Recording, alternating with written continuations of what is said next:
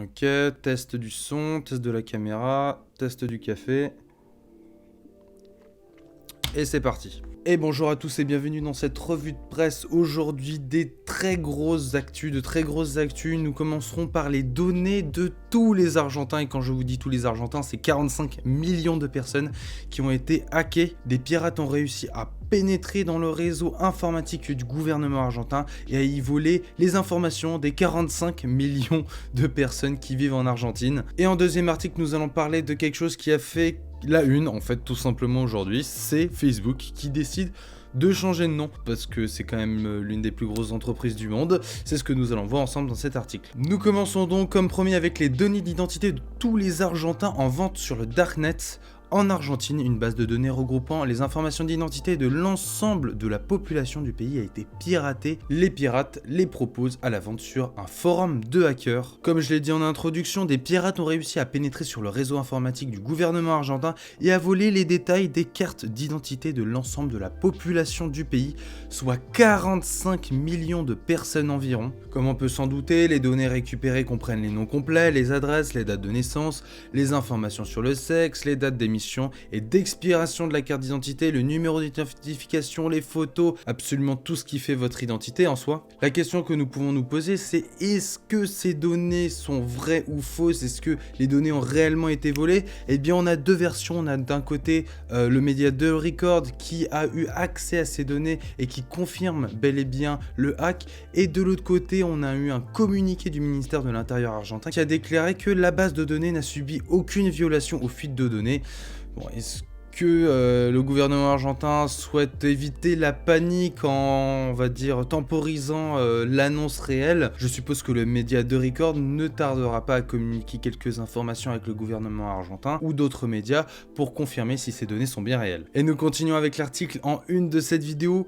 Mais pourquoi Facebook veut-il changer de nom? L'entreprise souhaiterait se donner une nouvelle identité pour concentrer ses efforts sur son projet de métaverse et peut-être aussi faire oublier les récents problèmes de la plateforme. Bon, ça c'est accessoire, hein, les problèmes de la plateforme. Nous, ce qu'on veut, c'est faire un métaverse. Selon le média The Verge, la décision serait déjà prise et Facebook compte changer de nom. Mark Zuckerberg, le CEO du réseau social, aurait voulu attendre le 28 octobre et la Connect conférence. Il y a une petite nuance cependant à prendre en compte, c'est que d'après les informations de The Verge, ce n'est pas le réseau social en lui-même qui changerait de nom, mais bien la compagnie mère qui possède Instagram, Messenger, WhatsApp, Oculus ou encore Portal. Et oui, parce que Facebook c'est le nom du réseau social, mais c'est aussi le nom du groupe qui gouverne, on va dire, tout ce beau monde. C'est comme la Coca-Cola Company avec Coca-Cola, Sprite, Fanta et bien d'autres encore. On a une réelle modification en fait du placement que souhaite avoir Facebook sur le marché. Facebook ne se positionne plus en tant que réseau social, mais en tant que compagnie du métaverse. Le métaverse, dans l'idée, permettrait de voir et d'interagir avec d'autres personnes comme si elles étaient présentes physiquement avec nous. C'est notamment ce que promet déjà Workroom, le projet de Facebook censé remplacer les appels en visioconférence par un espace en réalité virtuelle, un peu comme la scène du Conseil des Jedi dans l'épisode 1, 2 et 3 de Star Wars. Et la grande question, c'est bien évidemment changer de nom pour se concentrer sur le métaverse ou pour faire oublier les problèmes. De toute façon, que ce soit les récentes révélations sur le fait que Facebook aurait évité l'évidence de la toxicité de son réseau social, ou même plus vieux encore, les révélations sur Cambridge Analytica, Facebook restera Facebook. Et qu'il change de nom, ce sera surtout pour les nouvelles générations. De toute façon, les nouvelles générations sont pas sur Facebook, alors comme ça. Pour nos articles en mode speedrun, nous allons pouvoir démarrer avec Google qui va montrer ce que collectent les applications sur son Play Store. Nous avons une nouvelle section qui va apparaître. Cette nouvelle section va vous expliquer un peu le type de données récupérées et le partage et les informations sur la sécurisation de ce qui est récolté. Cependant, le problème, c'est que cette section est laissée au libre choix des développeurs et n'est dans aucun cas obligatoire. Donc bon, c'est un premier pas, c'est toujours des petits pas, des petits pas, des petits pas.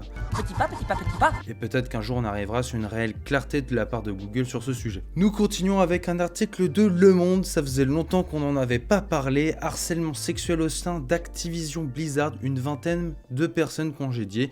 Le groupe américain a annoncé de nouvelles mesures en réponse aux accusations de harcèlement sexuel et de discrimination qui l'ont ébranlé. Blizzard qui prend petit à petit des décisions pour contrer ça, et toujours le même problème, c'est qu'il faut attendre qu'il y ait des révélations, il faut attendre qu'il y ait une explosion au grand jour pour que des décisions comme ça soient prises. Et nous terminons ces actualités avec la Xbox Series et le mini frigo déjà en rupture de stock et les prix qui flambent sur le net. C'est vrai qu'hier j'ai parlé de la sorte de chiffonnette Apple à 25 balles, mais en concurrence il y avait aussi le mini frigo qui avait été mis en vente. Et ce qui est cool, c'est que je peux en parler du coup aujourd'hui, vu que il a été mis en vente hier et il est déjà en rupture de stock. Et comme ce qu'on a pu voir avec la PS5, les différents scalpers, donc ces personnes qui achètent pour spéculer ensuite sur les prix de revente en ligne, ont déjà mis en vente ces mini frigos Xbox à plus de 1000 € sur internet. Il y a un rappel aussi important à faire. Certes, ces personnes achètent ces mini frigos pour spéculer,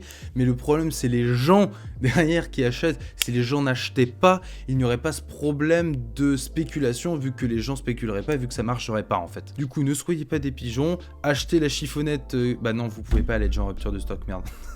Ça marche pas, du coup, bah n'achetez pas. Et c'est sur ce frigo que se termine cette revue de presse. J'espère que les articles vous auront plu. En attendant, nous on se retrouve demain pour une nouvelle revue de presse. Salut!